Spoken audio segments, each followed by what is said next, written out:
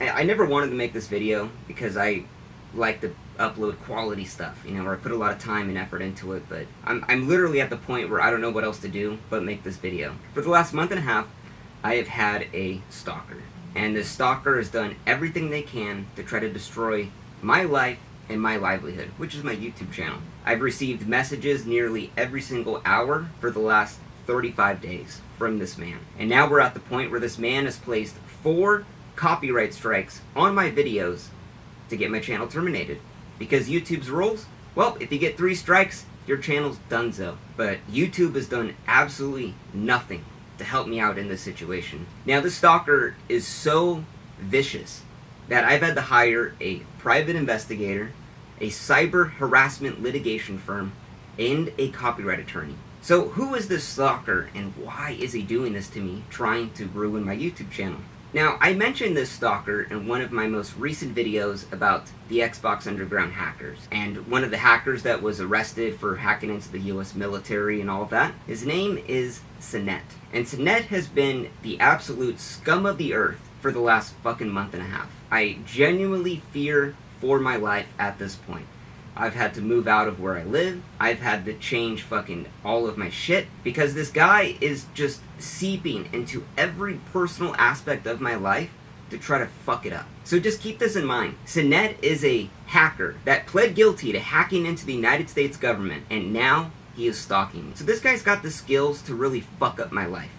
So why is Sinet doing this, you might ask? So when I was making this video, I saw that Sinet had done an interview about all of his crimes publicly on the Darknet Diaries podcast. Great podcast, nothing bad to say about it. So because he had done that public interview, I messaged Sinet thinking that he'd be open to do an interview with me.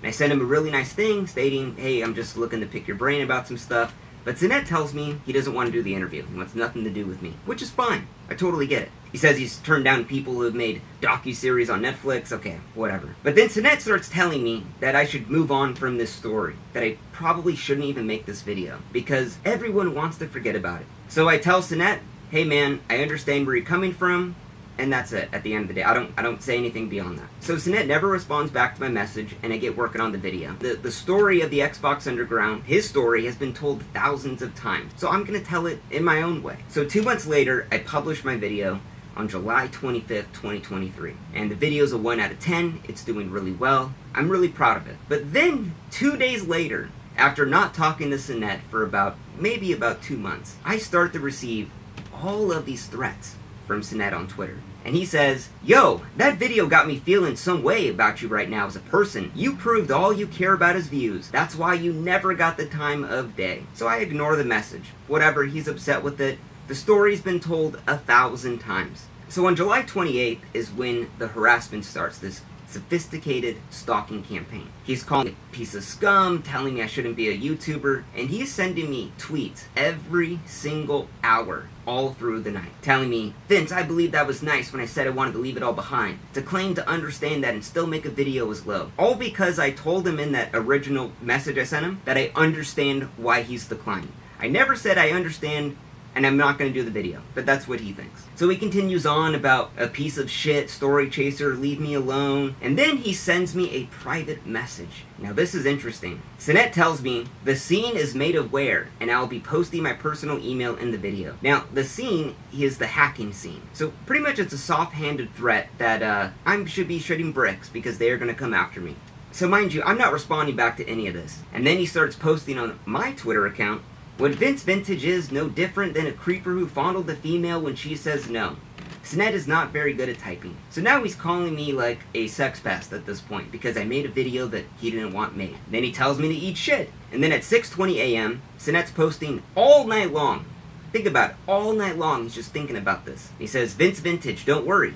Wait for my YouTube comment. Basically making an underhanded threat that something would happen through YouTube, but I don't know what it is. Now, at 6:32 a.m., he sends me a private message. The whole scene is laughing at you. Basically talking about the hacking scene. Another soft-handed threat that the hacking scene would destroy my life. And all of this, I just ignore. And these are just the real highlights of all of the tweets. So, the next day, July 29th, after I see Sinet tweeted me all fucking morning, I block him. at 10:30 on July 29, 2003 on everything. Twitter, Instagram, Facebook, Snapchat, whatever. And then 93 minutes after blocking him, I get a DMCA claim on the video that he was trying to get me to take down by an Adam Chester. Now, Adam Chester provided an email, adamchester3@protonmail.com, which, if you don't know, Proton Mail is notoriously used by hackers to hide their identity, which Sinet pleaded guilty to hacking into the US government. The timing of Adam Chester copyright striking my video was very suspicious after Sinet had harassed me over 13 hours non-stop. So I email YouTube's copyright team, and then I email Adam Chester to find out what these claims were. Because this video that was doing so well is taken down, and I'm extremely upset at this point. So at 4:17 a.m., the same time that Sinet was consistently harassing me, Adam Chester responded to my email asking what these copyright infringements were. And he said, "I'll have to check on that, but I'm traveling." Though I remember it was for multiple copyright infringements. As far as I remember, there were multiple other videos on your channel which violate my copyrights. But for now, I have not filed those strikes, since 3 strikes in 90 days leads to your channel getting banned. Just be careful in future videos. Have a good weekend. So Adam Chester can't tell me what these copyrighted infringements were on every single video on my channel that could lead to my channel getting banned. He's giving me a soft-handed threat that if I don't remove this video, he's going to go through and strike more videos on my channel to give me more of a hard time to try to terminate my shit. So here's the fucking gnarliest part of all of this. Now, when you get a copyright strike on your video, the YouTuber, you could file a counterclaim against that strike. And it basically states that, no, this actually wasn't copyrighted material. It's fair use. You make your argument. But when you send that counter notification, you have to put your legal name, your legal address, your phone number, all of that information. So when they file the lawsuit, if they do, they know where to send it to. Now, I knew that Sinet was using this copyright claim system to not only screw with me by not having the video up, but also trying to obtain my real information to dox and swap me. So I hire an attorney at this point to legally represent me on the counterclaim, because I knew Sinet was trying to do this to fuck with me. So I'm like, I got an attorney, everything's gonna be all good, this guy won't know my name. So I put the attorney's name, all of their info on the counterclaim, we fill out the form, we send it out to YouTube. But YouTube does not accept the form with my attorney's name on it. YouTube says that I have to provide my legal name tied to my AdSense account, although the person filing the copyright takedown has to provide no identification, no proof of anything about their fucking identity. So I have to show my full government name to this convicted hacker to file this counterclaim, to get my video back up. That shit's so fucked up to me. So I filed the counterclaim with my legal name, but my attorney's email, address, phone number, and YouTube finally accepts the claim. And basically, the attorney wrote up this thing about all the copyright violations and why they were BS. Adam Chester, Sinet, was saying that a ABC7 news clip was actually his, that I used on my video. So we just sent the actual clip of the ABC7 from YouTube and being like, no, this is their clip, not Adam Chester. Adam Chester had no registered trademarks or copyrights to any of that stuff in the footage. So the whole thing was just BS right there. So after I filed a counterclaim that Adam Chester, which is Sinet, gets a copy of, Sinet leaves a tweet directed at me, even though I blocked him on Twitter. And he says, at least he was man enough to pull down the video. However, he was still a bitch. Instead of saying sorry, he pulls the video down and blocks me. How can someone be so asinine is beyond me. So Sinet's playing dumb here. Oh, at least he was man enough to pull down the video, but he's still a bitch. Whatever. We'll see a lot more of this in the future. So now it's August 1st, 2023. I have Sinet blocked on Twitter. But then he goes around, he starts tweeting publicly that whoever Adam Chester is, I'm gonna find him and strengthen the claim. He stole lines from Jack Resider, the Darknet Diaries podcast, and provides no evidence for what lines I stole. Now, what's super interesting about this is that Sinet knows Adam Chester took down the video. Now, when a video is taken down for a copyright strike, it is delisted from YouTube. It cannot be searched. It isn't even shown in my channel. So how would Sinet possibly know that Adam Chester was the guy that made the claim? Well, I think Adam Chester is Sinet. So at this point, I contact YouTube support and several partner managers, and I lay out all of the harassment. I have all of the tweets, the messages, the BS, the DMCA claims, and YouTube tells me we can't do anything about it. You just have to go through the system. A couple days after sending my counterclaim to YouTube, that begins a 10 business day waiting period for a copyright lawsuit to be filed. In this case, Adam Chester would have 10 days to file a copyright lawsuit. And if he doesn't, well, my video gets to go back up on YouTube. So Adam Chester sends me a lengthy email telling me to take away my counter notification so the video's gone forever, and that he's gonna sue me for harassment and copyright infringement if I leave the video up, if I basically keep the copyright notification there. So we ask Adam Chester for his legal information, and then Adam sends an email back saying, I kindly request that you just withdraw your counter notification. Then he says he can't tell us the details of his legal team.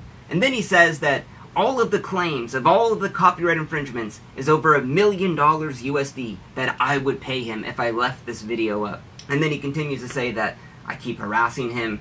And then he ends the email saying that if I don't want to take down the video, don't even respond back to me because I'm not talking to you anymore. So we just don't respond back to Adam Chester, knowing that I know deep down that this is just Sinette trying to fuck with me. The next day, on August 10th, I don't want to live my life in fear anymore. I'm like, you know what? I'm not going to block this guy like a little bitch. I'm just going to unblock him and just be free.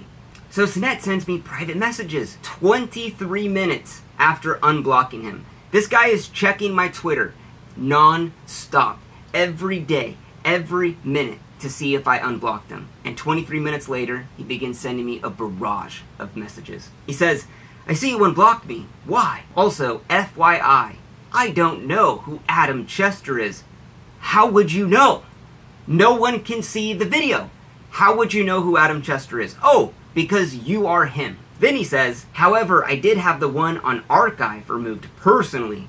I don't lie, and I say things for what they are. Now, this didn't make sense for a long time, until yesterday. Now, when the video was taken down from YouTube, one of my amazing subscribers took my video and they re-uploaded it on the archive.org for others to watch because you couldn't watch the original on YouTube. So that video, I checked it recently and it was gone for a DMCA copyright strike claim. And Sinette in this message is telling me that he removed it.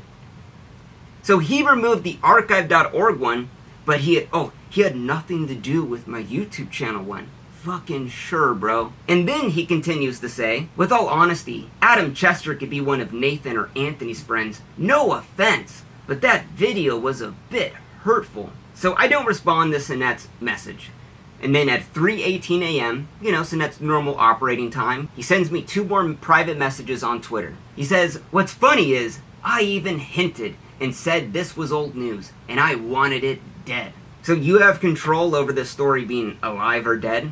This man just continues to message me and tells me that he wanted it dead, and he wanted it killed. And then Sinette begins to message me a sob story about how hurtful my video was, and how I triggered his PTSD so bad, and that the EMTs had to inject him with Ativan. So, because my video gave you PTSD, you could copyright strike it. So keep in mind, the story that I told about Sinette has been told thousands of times online. So why is my video in particular so hurtful to him to cause his PTSD? And you know what's crazy to think is that all of this stems because I asked him for an interview. If I never asked him for that, this probably would have never happened. So now at this point, with him sending me all these messages and continuing to just harass me, I'm like, I don't know what the fuck this guy's capable of. So I hire a private investigator to do a full, comprehensive background check on Sinette. Because I wanted to find out, could I file a restraining order against them? Could I file a cease and desist? Could I file a fake DMCA lawsuit against them? Does Sinette have any gun permits? Had he committed any violent crimes? And where does he live? Because I don't know what this guy is capable of. So the private investigator sends me a report that is 160 pages long about everything in his life. That Sinette is 37 years old, has no job. He lived at his mom's house and he just moved into his uncle's apartment that he lives in for free. And that he had tried to commit suicide the year before. Now normally I wouldn't bring that up. But we're talking about Sinette having nothing left to lose and all of the time in the world to just fucking harass me. Now, because my legal name was given to Adam Chester, who was Sinette, a hacker who pled guilty into hacking into the US fucking government, begins harassing my fiancé. Sinette had found my fiancé's phone number and began texting her, pretending to be fucking me. Now, because I had Sinette's full background check at this point, I am freaking the fuck out. And I know exactly where he lives. I knew that the area code of this random number that texts my fiancé, well, it's the same area code that Sinette lives at. What are the odds? Now, let me just give you some facts. My fiancé is a school teacher. We've been together for 10 years. She has never had random numbers message her like this. So to have this happen from the same area code, the phone number, all out of the blue, while Sinette's been harassing me for the last month and a half, it's a little weird. Now, at this point, I knew that Sinette was stalking me. It was straight up stalking me. And I don't know what the fuck this guy was capable of. So, me and my fiancé move out of our home. We move the fuck out.